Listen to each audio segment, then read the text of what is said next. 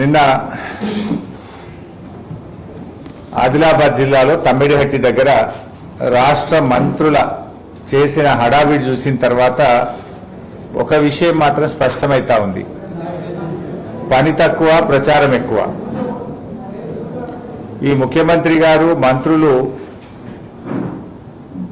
వాడుడు తప్ప చేతలు లేవు. అంతా తిట్ల దండకము, బురద జల్లే కార్యక్రమము, ఒర్రుడు తప్ప చేతలు శూన్యం.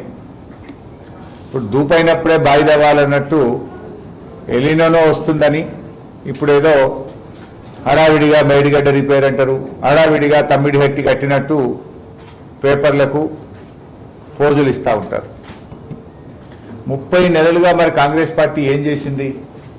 గత 30 నెలలుగా మిమ్మల్ని ఎవరు ఆపినరు? మేమైందో కట్టద్దని అయితే అనలే కదా. ఇక ఒక మంత్రి అంటాడు, నిన్న 150 మీటర్లకు కిరణ్ కుమార్ రెడ్డి గారు ఉన్నప్పుడే ఒప్పందం అయిందట. నిన్న ఒక మంత్రి వివేక్ గారు అంటా ఉన్నారు, 150 మీటర్లకు కిరణ్ కుమార్ రెడ్డి గారు ఉన్నప్పుడే ఒప్పందం అయింది అంటుండు.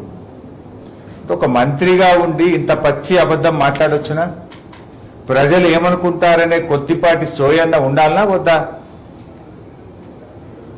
నిజంగానే ఒప్పందం ఉంటే అప్పుడు 7.5 ఏళ్ళు, ఇప్పుడు 2.5 ఏళ్ళు, 10 ఏళ్ల నుంచి కట్టకుండా మిమ్మల్ని ఆపింది ఎవరు? ఎవరైనా అడ్డం పడ్డారా కట్టకుండా? అప్పుడు కాంగ్రెస్ పార్టీ అధికారంలో ఉంది కదా. 150 మీటర్లకు ఆనాడే కిరణ్ కుమార్ రెడ్డి హయాంలోనే ఒప్పందం అయ్యి ఉంటే ఆ రోజు తట్టెడు మట్టెందుకు దవ్వలే? 2.5 ఏళ్లుగా మీ డ్రామాలు ఎందుకు? పని ఎందుకు స్టార్ట్ చేస్తలేరు? ఇప్పుడు ఆ రోజు మహారాష్ట్ర ముఖ్యమంత్రి మన కిరణ్ కుమార్ రెడ్డికి లేఖ రాసిండు, మాతో ఒప్పందం లేకుండా ఏకపక్షంగా మీరు పనులు చేస్తా ఉన్నారు, ఇవన్నీ కూడా రేపు వేస్ట్ అవుతాయి, నిర్వీర్యం అవుతాయి, మీరు ఇట్లా చేయకూడదు, అగ్రిమెంట్ కాలేదు అని చెప్పి మహారాష్ట్ర ముఖ్యమంత్రి పృథ్వీరాజ్ చౌహాన్ రాసిన లేఖ నిజం కాదా? ఎంత స్పష్టంగా చెప్పిండు పృథ్వీరాజ్ చౌహాన్ ఆ రోజు, మహారాష్ట్రతో అగ్రిమెంట్ లేకుండా మీరు చేసే పనులన్నీ రేపు నీళ్ల పాలైతాయి అని చెప్పింది ఆనాడు మహారాష్ట్ర ముఖ్యమంత్రి.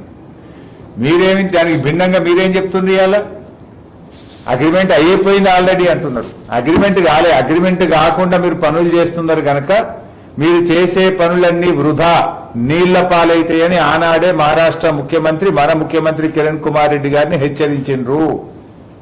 కానీ దాని ఉల్టా మీరేం చెప్తుండ్రు? కిరణ్ కుమార్ రెడ్డి ఉన్నప్పుడే అగ్రిమెంట్ అయిందని మీరు మాట్లాడుతున్నారు. ఎంత పచ్చి అబద్ధాలు మాట్లాడుతున్నారంటే మీకు కనీస సోయి లేకుండా మాట్లాడుతున్నారు.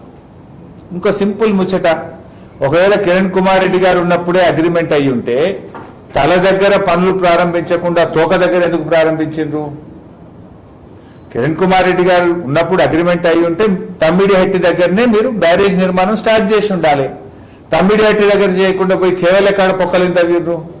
తల నిడిచిపెట్టి తోక దగ్గర దవ్విందంటేనే మీకు అగ్రిమెంట్ లేదు అనేటువంటి విషయం చాలా స్పష్టంగా అర్థమవుతుంది. అంటే అవగాహన రహిత్యం అనుకోవాలన్నా, మేము మంత్రులం ఏం అబద్ధాలు మాట్లాడినా, మేము ఏం మాట్లాడినా ప్రజలు నమ్ముతారనేటువంటి అతి విశ్వాసం అనుకోవాలా? ఇంకో మంత్రి అంటాడు, నిన్న పోయినటువంటి మంత్రి జూపల్లి కృష్ణారావు, ఆయన అంటాడు తమ్మిడిహట్టి దగ్గర బ్యారేజ్ కడితే గ్రావిటీ ద్వారా ఎల్లంపల్లికి నీళ్లు పోతాయి అంటాడు. నిన్న ఎంత అవగాహన రహిత్యము, బేసిక్స్ లేవు. ఇప్పుడు అసలు ఏది నిజం? ఉత్తమ్ కుమార్ రెడ్డి మొన్న ఎప్పుడు హైదరాబాద్ లో మాట్లాడుతూ ఏమంటాడంటే తమ్మిడిహట్టి దగ్గర మేము బ్యారేజీ కట్టి సుందిల్ల బ్యారేజీకు నీళ్లు తెస్తాము అని ఉత్తమ్ కుమార్ రెడ్డి మాట్లాడింది. ముఖ్యమంత్రి రేవంత్ రెడ్డి ఏమంటాడు, మేము తమ్మిడిహట్టి నుంచి ఎల్లంపల్లికి నీళ్లు తెస్తాము అంటాడు, లిఫ్ట్ పెడతామంటాడు. జూపల్లి కృష్ణారావు ఏమంటాడు, లేదు లిఫ్టే అవసరం లేదు, తమ్మిడిహట్టి దగ్గర బ్యారేజ్ కట్టి ఎల్లంపల్లికి గ్రావిటీలో నీళ్ళు వస్తాయి అంటాడు. అసలు ఎవరు కరెక్టు? ఏది కరెక్టు? రేవంత్ రెడ్డి చెప్పేది కరెక్టా? ఉత్తమ్ కుమార్ రెడ్డి చెప్పేది కరెక్టా? జూపల్లి చెప్పేది కరెక్టా? వివేక్ గారు చెప్పేది కరెక్టా? అంటే మతి లేని మాటలు, సోయి లేని మాటలు, అవగాహన లేని మాటలు, పరిజ్ఞానం లేని మాటలు, ఈ రకంగా మీరు రాష్ట్ర పరువు తీస్తున్నారు.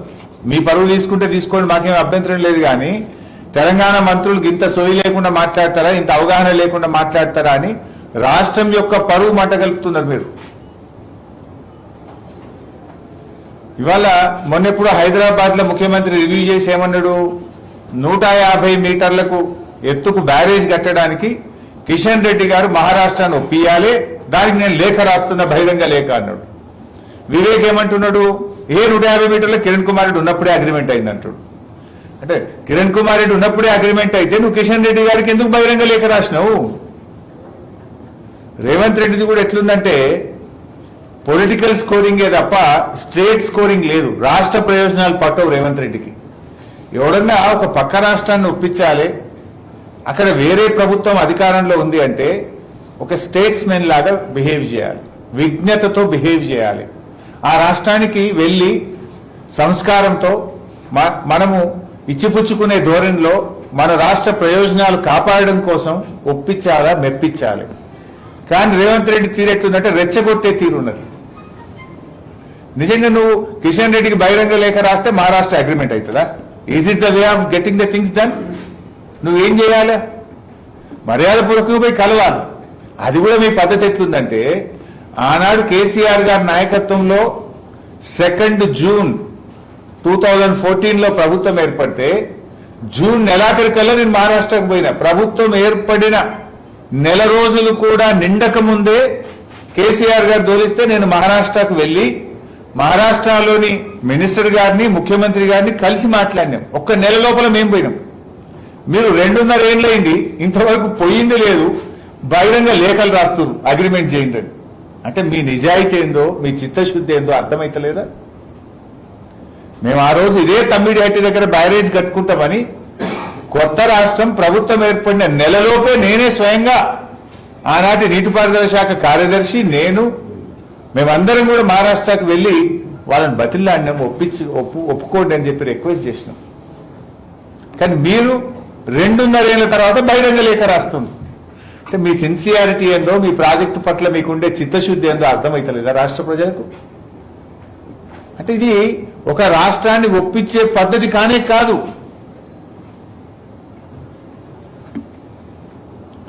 అసలు అక్కడ వైల్డ్ లైఫ్ ఫారెస్ట్ ఉంది, ఎకో సెన్సిటివ్ జోన్ ఉంది. అక్కడ మహారాష్ట్ర భూభాగం ముంపు గురవడమే కాదు, ఎకో సెన్సిటివ్ జోన్ ఉంది. అక్కడ పైకి పోతే వైల్డ్ లైఫ్, కిందికి వస్తే ఎకో సెన్సిటివ్ జోన్. అది ఒప్పించాలంటే సుప్రీంకోర్టులో ఉండే హై లెవెల్ కమిటీ ఒప్పించాలి. దానికి ఎంత టైం పడుతుంది? దాంట్లో ఉండే సాధక బాధకాలు ఎంత? అసలు డైవర్టబుల్ వాటర్ ఎంత? కేవలం రాజకీయాల కోసం మీరు పనిచేస్తున్నారు తప్ప రాష్ట్ర ప్రయోజనాల కోసం చిత్తశుద్ధితో పనిచేసే వాళ్ళు చేసే వ్యవహారమే కాదు. అసలు సింపుల్ ఇంకోటి, మీరు ఇంత ప్రాణహిత కడతామని మేనిఫెస్టోలో పెట్టిండ్రు, డైలాగుల మీద డైలాగులు ఇప్పటికి ఒక 100 సార్లు మాట్లాడుతాడు రేవంత్ రెడ్డి. వీళ్ళు పెట్టిన బడ్జెట్ ఎంత?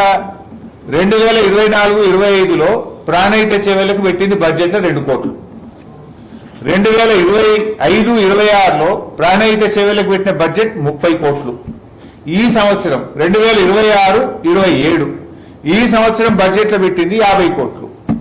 తిప్పి కొడితే అంతా 84-85 కోట్లు పెట్టిండ్రు మీరు. ఈ 84 కోట్లతో ప్రాణహిత సేవలు అవుతుందా? మీరు కట్టమన్న బ్యారేజ్కి 5,000 కోట్లు కావాలి. మీరు పెట్టింది 3 ఏళ్లలో కలిపి 80 కోట్లు. అంటే మీరు కట్టేది ఏ పాటో, మీరు మాటల కోసమే తప్ప నిజంగా కట్టే ఆలోచన ఉన్న వాళ్ళు అయితే బడ్జెట్లో పెట్టాలి కదా. ఈ సంవత్సరం కూడా పెట్టింది కేవలం 50 కోట్లు. అంటే ఏ ల్యాండ్ ఎక్విజేషన్ లో ఒక మూలకు కూడా చాలు. అసలు తమ్మిడిహట్టిని ఆ రోజు మహారాష్ట్రలో కాంగ్రెస్, ఆంధ్రప్రదేశ్లో కాంగ్రెస్, ఢిల్లీలో కాంగ్రెస్, 3 చోట్ల కాంగ్రెస్ ప్రభుత్వం ఉన్నప్పుడే తమ్మిడిహట్టికి మహారాష్ట్రాన్ని మీరు ఒప్పించలేకపోయినరు. సర్వ అధికారాలు మీ చేతిలో ఉండే. ఇదే ఉత్తమ్ కుమార్ రెడ్డి ఆ రోజు మంత్రి, ఇదే కోమటిరెడ్డి గారు మంత్రి. మరి ఇన్ని అధికారాలు ఉండి, ఢిల్లీలో మీ చేతిలో ఉండి, మహారాష్ట్ర మీ చేతిలో ఉన్నప్పుడే తమ్మిడిహట్టి బ్యారేజ్కు మీరు మహారాష్ట్రాన్ని ఒప్పించలేకపోయినరు. ఎందుకు? అది మీ నిర్లక్ష్యం. కాంగ్రెస్ కు చిత్తశుద్ధి లేకపోవడం వల్ల 3 చోట్ల కాంగ్రెస్ ప్రభుత్వం ఉన్న ఆ రోజు తమ్మిడిహట్టికి ఒప్పియలేదు. 7.5 సంవత్సరాలు వృధా చేసిండ్రు. 17,000 కోట్లతో ప్రారంభించిన ప్రాజెక్టు మీ హయాంలోనే 40,000 కోట్లకు పెరిగింది. ఫస్ట్ జీవో ప్రాణహిత సేవలకు 17,000కి ఇచ్చింది. తర్వాత మీ హయాంలో 40,000 కోట్లకు పెరిగింది. అది తట్టెడు మట్టి ఎత్తకుండా. మీరు చెప్పింది ఏంటి ఆ రోజు? 4 ఏళ్లలో ప్రాణహిత సేవలను పూర్తి చేస్తాము అని చెప్పిండ్రు. 4 ఏళ్లు కాదు కదా, 7.5 ఏళ్ళు అధికారంలో ఉన్నా కనీసం బ్యారేజే కట్టలే మీ ముఖానికి. తట్టెడు మట్టి తీయలే మీరు. రేవంత్ రెడ్డి మాట్లాడతాడు ఇంకా, మేము చాలా పని చేసినాం. అసలు తమ్మిడిహెట్టి బ్యారేజ్ దగ్గర తట్టెడు మట్టెత్తకుండా సర్వే మొబిలైజేషన్ అడ్వాన్స్ల పేరు మీద 2,382 కోట్ల బిల్లులు లేపిండ్రు మీరు. ₹1 పని చేయకుండా, తట్టెడు మట్టెత్తకుండా సర్వే మొబిలైజేషన్ అడ్వాన్స్ పేరు మీద 2,300 కోట్ల రూపాయలు ఆ రోజు మీరు బిల్లులు ఎత్తిండ్రు. ఇంకా మీరు అవినీతి గురించి మాట్లాడతారు. కాంగ్రెస్ పార్టీ అవినీతి గురించి మాట్లాడడం అంటే దయ్యాలు వేదాలు వల్లించినట్టుగా ఉన్నది. కాంగ్రెస్ అంటేనే కరప్షన్. కరప్షన్ అనేది కాంగ్రెస్ డిఎన్ఏలోనే ఉన్నది. ఇవాళ మీరేదో పెద్ద నీతి మంత్రులు లెక్క మాట్లాడుతున్నారు. అసలు ఇంకా నిన్న రేవంత్ రెడ్డి గారు మాట్లాడుతున్నారు 11,000 కోట్ల రూపాయల పనులు పూర్తయినాయట ప్రాణహిత చేవెళ్లలో. అసలు కాంగ్రెస్ హయాంలో ప్రాణహిత చేవెళ్లలో ల్యాండ్ ఎక్విజిషన్ కానీ పనులు కానీ అన్నీ కలిపి పెట్టిన ఖర్చు ఎంత అంటే 3,780 కోట్లు. టోటల్ ప్రాణహిత చేవెళ్లలో వర్క్స్ కు ల్యాండ్ ఎక్విజిషన్ కు పెట్టిన ఖర్చు 3,780 కోట్లు. దీన్ని ఏమంటాడు రేవంత్ రెడ్డి? 11,000 కోట్లు ఖర్చు పెట్టామంటాడు. అబద్ధాలకు కూడా హద్దు పద్దు ఉండాలి.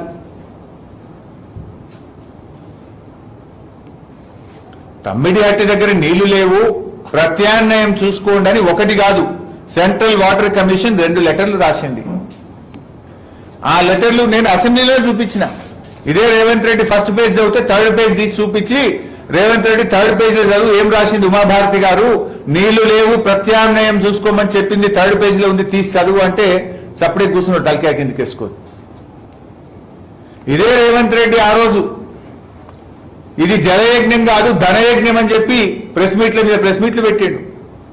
ఆనాడిన తెలుగుదేశంలో ఉండే ఎమ్మెల్యేగా ఆనాడు కాంగ్రెస్ వైఎస్ రాజశేఖర రెడ్డి గారు ప్రాణహిత చేవెళ్లను ప్రారంభిస్తే ఇది జలయజ్ఞం కాదు ధనయజ్ఞం అని, మొబిలైజేషన్ అడ్వాన్స్ల పేరిట డబ్బులు లూటీ చేస్తున్నారని మరి నోటికొచ్చినట్టు మాట్లాడిన రేవంత్ రెడ్డి ఇవాళ ఆయనే గొప్పగా మాట్లాడే ప్రయత్నం చేస్తుంది. అది నోరా ఇంకేమన్నా అంటే తెలుగుదేశంలో ఉంటే ఒక మాట, కాంగ్రెస్ లో మారంగానే ఒక మాట, ఊసల వెల్లులు రంగులు మార్చినట్టు నువ్వు మాటలు మారుస్తున్నావు. ఏది నిజం? ప్రజలు ఏమనుకుంటారు?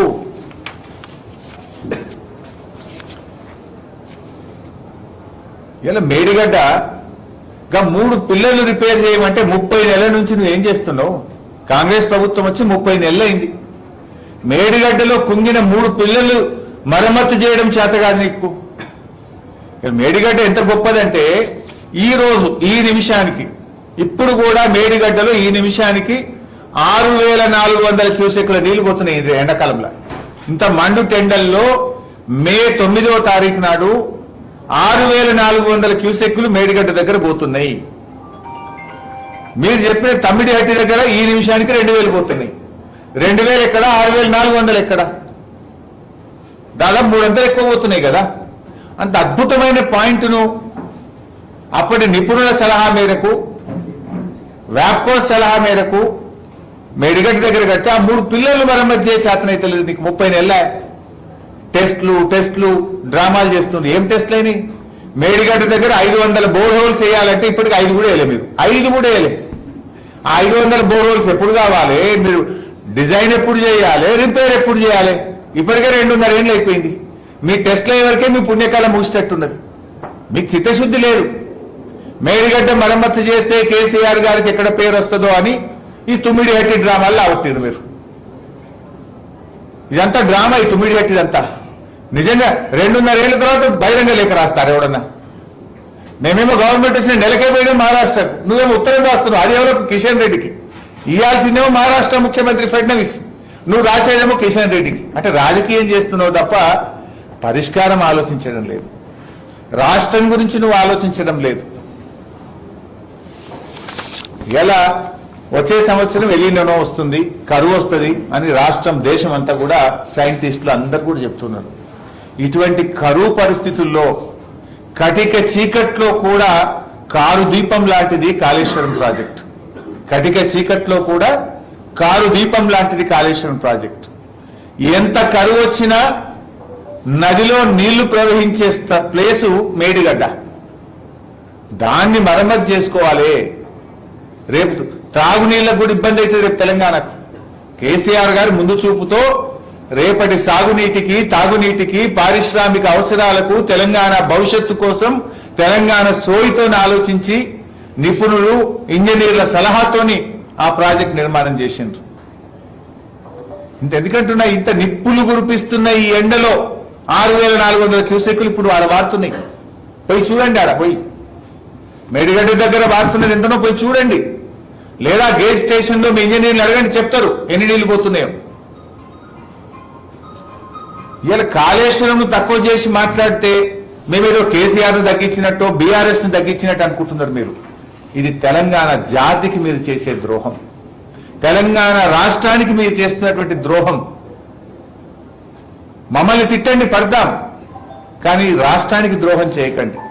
తెలంగాణ నీటి హక్కుల్లో అన్యాయం చేయకండి. మీరు కాళేశ్వరంను తక్కువ చేసి ఎవరైనా కాంగ్రెస్ నాయకులు మాట్లాడితే కాళేశ్వరంలో కొలువైనటువంటి ముక్తేశ్వరుడు ఆ స్వామి మీకు శిక్ష వేస్తాడు. తస్మాత్ జాగ్రత్త అని చెప్పి కూడా మేము హెచ్చరిస్తా ఉన్నాం. ఎందుకంటే నిన్న పోయినటువంటి మంత్రులు, ఒక ఆయనేమో గ్రావిటీ ద్వారా పోయిందంటాడు, ఇంకొక ఆయనేమో 150కి అగ్రిమెంట్ అయిపోయిందంటాడు. 150కి అగ్రిమెంట్ అయింది లేదు, గ్రావిటీ ద్వారా వచ్చేది లేదు. ఒక మంత్రులు పోయి అక్కడ మాట్లాడుతూ ఏదో జలహారతుల మీద డ్రామాలు చేస్తున్నారు. పోయి నిన్న జలహారతి ఓ డ్రామా. ఎన్నిసార్లు ఇచ్చింది హారతి ఇప్పటికి మీరు? 10 ఏళ్ళ. తుమ్మిడి ఎట్టి కట్టమని అప్పుడు 7.5 ఏళ్ళు, ఇప్పుడు 2.5 ఏళ్ళు. హారతుల పేరు మీద డ్రామాలే తప్ప నిజాయితీ లేదు మీకు. ఇప్పుడు దాకా మహారాష్ట్ర పోరా మీరు? కనీసం మా రాష్ట్రంలో ఉండే మంత్రి గారితో, సెక్రటరీ గారితో, ముఖ్యమంత్రి గారిని కలిసిన పరిస్థితి లేదు. ఆనాడు కేసీఆర్ గారు స్వయంగా తన జన్మదినం ఉండే, జన్మదినం రోజు కూడా నా బర్త్డే కంటే నా రాష్ట్రం ముఖ్యమని మహారాష్ట్రకు ముంబైకి వచ్చి మహారాష్ట్ర ముఖ్యమంత్రి గారితో, మహారాష్ట్ర గవర్నర్తో, మహారాష్ట్ర నీటిపారుదల శాఖ అధికారులతో తను సమావేశమైంది. బర్త్డేను పక్కన పెట్టి బర్త్డే కంటే నా రాష్ట్రం ముఖ్యమని మహారాష్ట్రకు ముంబైకి వచ్చిండు కేసీఆర్ గారు.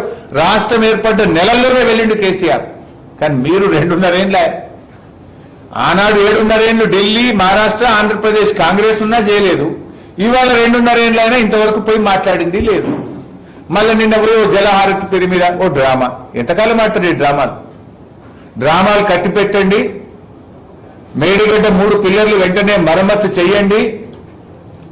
రేపు రాబోయే కరువు పరిస్థితుల్లో కూడా తెలంగాణ రైతాంగానికి సాగునీరు, రాష్ట్ర ప్రజలకు త్రాగునీరు ఇచ్చేటువంటి మరి కారు దీపం లాంటి ప్రాజెక్టు, అద్భుతమైన ప్రాజెక్టు కాళేశ్వరం ప్రాజెక్టు. దాన్ని పునరుద్ధరించి రాష్ట్ర ప్రయోజనాలు కాపాడండి. 284 టీఎంసీలకు అన్ని అనుమతులు తెచ్చిన మేడిగడ్డకు 284 టీఎంసీ. అంత మన నీటి లభ్యతకు మనకు తెలంగాణకు హక్కులు తెచ్చినాం. ఆ రోజు మేము కేంద్ర ప్రభుత్వం నుంచి, సెంట్రల్ వాటర్ కమిషన్ నుంచి, టీఏసీ క్లియరెన్స్ తో సహా అన్ని అనుమతులు ఆ రోజు తెచ్చిపెట్టినాం. అక్కడ మనకు నీటి లభ్యత ఉన్నది, మన రాష్ట్రానికి కేటాయింపులు ఉన్నాయి. దాన్ని కూడా కొట్టుకుంటారు ఎవరన్నా? దాన్ని వెంటనే మరమ్మతు చేసి ఆ నీళ్లను వాడుకోవాలి, రాష్ట్ర ప్రయోజనాలు కాపాడాలి. Okay bus, thank you.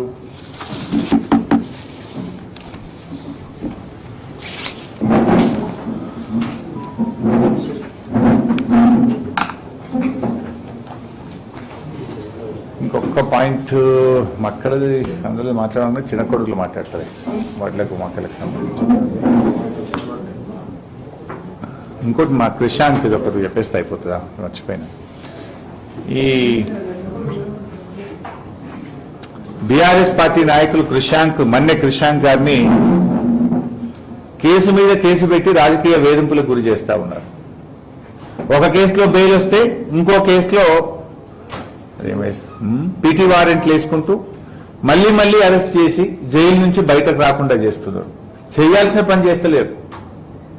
Karimnagar లో గోల్డ్ షాప్ లో దొంగలు పడితే ఎవరో చెప్తున్నారు బయట సోషల్ మీడియాలో కనబడతా ఉన్నాయి వార్తలు. ఆ బంగారం దొంగతనం చేసిన దొంగలంటే దేశం విడిచి పారిపోయినట్టు ఇప్పటికే. వాడిని పట్టుకోరా అంటే శాత కాదు. పట్టవగలు కరీంనగర్ నడిబొడ్డున కిలో కొద్ది బంగారం దొంగతనం చేసేమో వాడు దేశం విడిచి పారిపోతే వాడిని పట్టుకునే తెలివి లేదు. మల్కాజ్గిరి పోలీస్ కమిషనర్ సుమతి గారు రాత్రి పోయి రోడ్ల మీద నిలబట్టే పోకిరీలు వచ్చి ఒక మహిళ మీద ఏ రకమైన ప్రయత్నం చేసిండ్రో ఆమెనే పోలీస్ కమిషనరే సోషల్ మీడియాలో పెట్టుకున్నది. అంటే రాష్ట్రంలో లా అండ్ ఆర్డర్ పరిస్థితి ఎంత దారుణంగా తయారైందో మనకు అర్థమైతా ఉంది. నిన్న హైదరాబాద్ నడిబొడ్డున ఒక సీనియర్ పోలీస్ అధికారి డీజీపీ భార్యను హైదరాబాద్ నడిబొడ్డున మర్డర్ చేస్తే ఇప్పటి వరకు వాళ్ళని పట్టుకున్న పరిస్థితి లేదు. ఇంకా ఆయన స్టేట్మెంట్ ఇస్తాడు పోలీస్ కమిషనర్ హైదరాబాద్, జాగ్రత్తగా ఉండండి. ఇంకా నువ్వు పోలీస్ కమిషనర్ ఎందుకు, జాగ్రత్తగా ఎట్లా మేము ఉంటాం? మీ పరిస్థితి ఎట్లుందంటే హైదరాబాద్ నడిబొడ్డున సొంత ఒక సీనియర్ ఐపీఎస్ అధికారి భార్యను మర్డర్ చేస్తే పట్టుకునే దిక్కు లేదు. కరీంనగర్ నడిబొడ్డున దోపిడి దొంగలు బంగారం షాప్ లో బంగారం ఎత్తుకపోతే పట్టుకునే దిక్కు లేదు. ఎమ్మెల్యేల క్యాంప్ ఆఫీసుల మీద దాడి చేస్తే కనీసం ఆపే పరిస్థితి లేదు. ఒక మహిళ అర్ధరాత్రి పూట హైదరాబాద్ లో నడిచే పరిస్థితి లేదు. కానీ బీఆర్ఎస్ నాయకుల మీద మాత్రం రాజకీయ వేధింపులకు కొదవలేదు. కేసుల మీద కేసులు పెట్టి, అక్రమ కేసులు పెట్టి, అరెస్టుల మీద అరెస్టులు పెట్టి, జైలు నుంచి బయటకు రాకుండా ఎంతమంది బీఆర్ఎస్ నాయకులను వేధిస్తున్నారు. ఇవాళ క్రిషాంక్ పోయి ఎన్ని రోజులైంది? క్రిషాంక్ చేసిన తప్పేంది? దొంగను దొరకబట్టి పోలీసులకు సెల్ ఫోన్ ఇచ్చిండు అంతే. ఫేక్ సోషల్ మీడియాలో ఫేక్ వార్తలు పెట్టిన వ్యక్తిని దొరకబట్టి ఈ ఫోన్ నుంచే సోషల్ మీడియాలో ఫేక్ వార్తలు పెట్టిండు, అబద్దాలు ప్రచారం చేసిండని ఆ ఫోన్ అతని చేతుల నుంచి తీసుకొని పోలీస్ చేతికి ఇచ్చాడు. దానికి నాన్ బెయిలబుల్ సెక్షన్లు పెట్టి ఒక దళిత నాయకుడు క్రిషాంక్ను 20 రోజులుగా జైల్లో పెట్టిండ్రు. అంటే మీరు అసలు చేయాల్సిన పని ఏంది? మీరు చేస్తున్న పని ఏంది? ఎటుపోతుంది రాష్ట్రం? నిన్ననే కేంద్ర ప్రభుత్వం నివేదిక వచ్చింది. దేశంలో అత్యధిక ఎస్సీ ఎస్టీ కేసులు ఎక్కడైతున్నాయంటే తెలంగాణలో అవుతున్నాయి. అత్యధిక పిల్లలు మిస్సింగ్ ఎక్కడున్నారు అంటే తెలంగాణలో. అందులో ఆడపిల్లలు మిస్సింగ్ ఉన్నారు. వాళ్ళని పట్టుకోవడంలో బాగా వెనుకబడ్డ రాష్ట్రం ఏది అంటే తెలంగాణ రాష్ట్రం. అత్యధిక కేసులు దేంట్లో చూసినా. తెలంగాణ అభివృద్ధి దేంట్లో జరుగుతుంది? ఆత్మహత్యల్లో అభివృద్ధి చేస్తున్నారు మీరు. కేసుల నమోదులో అభివృద్ధి చూపిస్తున్నారు. అత్యాచారాల్లో అభివృద్ధి చూపిస్తున్నారు. చిన్నపిల్లల్ని ఎత్తుకెళ్లడంలో అభివృద్ధి చూపిస్తున్నారు. మహిళల రక్షణ ఫెయిల్ అవడంలో అభివృద్ధి చూపిస్తున్నారు. హైదరాబాద్ పరువు తీసేసింది మీరు. ఒకప్పుడు లా అండ్ ఆర్డర్ లో తెలంగాణ దేశానికి దిక్సూచి. ఇదే కేంద్ర ప్రభుత్వం అనేక సందర్భాల్లో తెలంగాణను మెచ్చుకున్నది. ఇలా పరిస్థితి ఏంది? మహిళా పోలీస్ కమిషనరు మంచి ప్రయత్నమే చేయొచ్చు ఆవిడ, కానీ పరిస్థితి ఎట్లా ఉందనడానికి అది అడ్డం పడుతున్నది. పరిస్థితి తీవ్రతకు అది అడ్డం పడుతూ ఉన్నది. ఎంత దారుణమైన పరిస్థితులు హైదరాబాద్ లో ఉన్నాయి. ఒక ఐపీఎస్ ఆఫీసర్ భార్యను మర్డర్ చేస్తే ఎట్లుంది? ఒక ఐపీఎస్ ఆఫీసర్ రోడ్డు మీద తిరుగుతే పరిస్థితులు ఎట్లా ఉన్నాయి?